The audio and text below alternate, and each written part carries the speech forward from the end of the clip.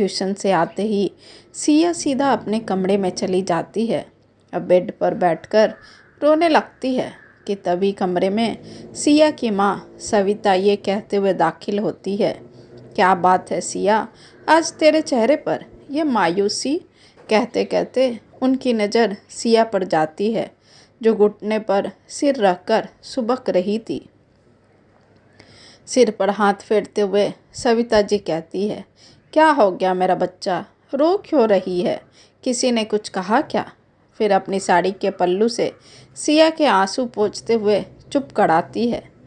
थोड़ी शांत होने के बाद सिया गुस्से से कहती है, मम्मा मैं कल से फिजिक्स क्लास करने सिन्हा सर के यहाँ नहीं जाऊंगी। पर क्यों बेटा, ऐसे बीच समय में क्लासेस छोड़ देगी तो तेरा ही नुकसान होगा ना। तू समझ रही है ना सिया मैं क्या कह रही हूँ। हाँ मम्मा पता है मुझे, पर मैं कल से सिन्हा सर के यहाँ नहीं जाऊँगी तो नहीं जाऊँगी, होने दो मेरा नुकसान, पर मैं वहाँ नहीं जाऊँगी। गुस्से से चिल्लाते हुए सिया कहती है। सिया की गुस्से से भरी आवाज़ को सुनकर सविता जी के मन में कुछ संदेह होने लगता है। फिर वो प्यार से सिया का हाथ पकड़ कर कहती है, क्या बात है बेटा, बता ना, क्या छुपा रही है अपनी माँ से, अपने दिल की बात नहीं बताएगी। इससे पहले तो आज तक तूने किसी भी सर के बारे में ऐसा नहीं कहा, पर आज तेरी बातों में ये नाराज़गी झलक रही है। कुछ बताएगी तभी तो मैं कुछ मदद कर पाऊंगी ना। 16 साल की सिया जो देखने सुनने में बहुत आकर्षक दिखती थी और उसका गठीला बदन उसकी सुंदरता में चार चांद लगाते थे। बचपन और जवानी के दहलीज पर खड़ी सिया अभी 11वीं कक्षा की साइंस की स्टूडेंट थी और फिजिक्स की कोचिंग क्लास विनोद सिन्हा के यहाँ करती थी। विनोद सिन्हा जो फिजिक्स के जाने माने टीचर्स में से एक थे। वो एक अच्छे टीचर थे, इसलिए बच्चों की बहुत भीड़ उनके कोचिंग क्लास में जुटती थी। 50 साल के विनोद सिन्हा को अपने ज्ञान का काफ़ी घमंड था, क्योंकि बच्चे किसी भी हाल में उनसे क्लास लेना चाहते थे और बस इसी का फ़ायदा वो मासूम नाजुक छोटी उम्र की बच्चियों के साथ उठाते थे।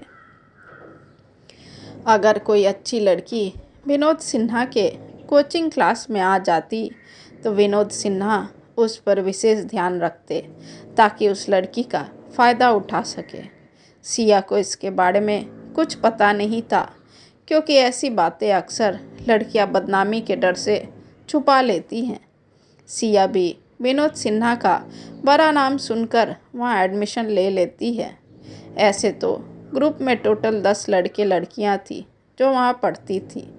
शुरू में विनोद सिन्हा सर सिया का विशेष ध्यान रखने लगे।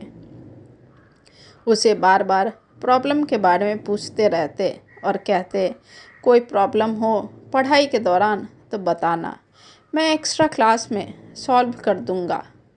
सिया को भी लगा सर को उनके पढ़ाई की चिंता है, इसलिए ऐसा कह रहे हैं। बस फिर कुछ दिनों से सिन्हा सर सिया को क्लास ख़त्म होने के बाद कुछ देर रुकने कहते हैं, एक्स्ट्रा क्लास के नाम पर।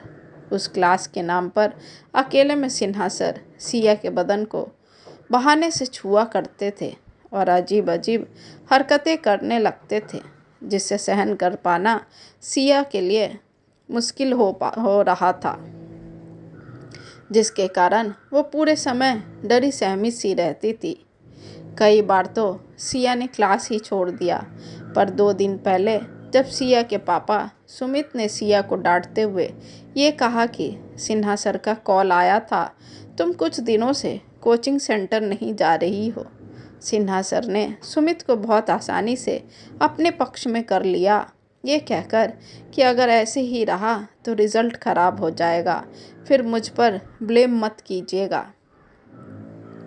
ये सारी बात सिया गुस्से से तिलमिलाई हुई अपनी माँ सविता जी से कह रही थी।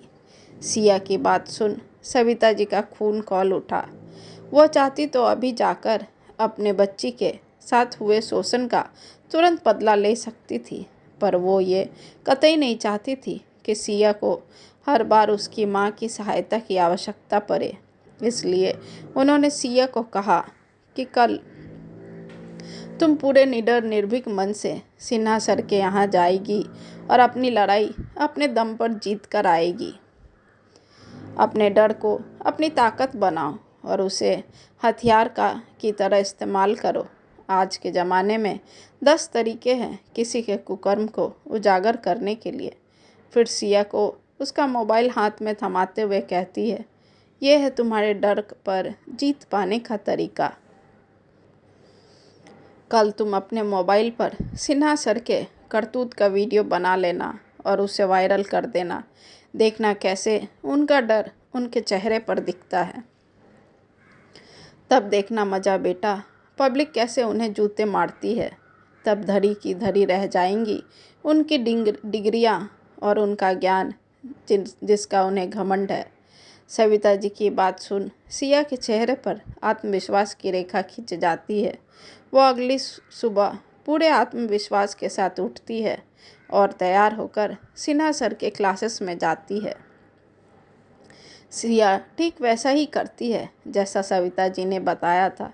जैसे ही सिन्हा सर सिया के कंधे पर हाथ फेरता है और उसे अपने बाहों में भरने की कोशिश करता है, वैसे ही सिया उठकर एक तमाचा गाल पर खींच देती है और चुपके से रिकॉर्ड किया हुआ लाइव वीडियो जो अभी तक शेयर हो चुका था उसे सिन्हा सर के सामने दिखाते हुए कहती है, हम लड़कियां कमज़ोर नहीं हैं, ज़रूरत है तो सिर्फ अपने ताकत को दिखाने की, जो मैंने कर दिखाया।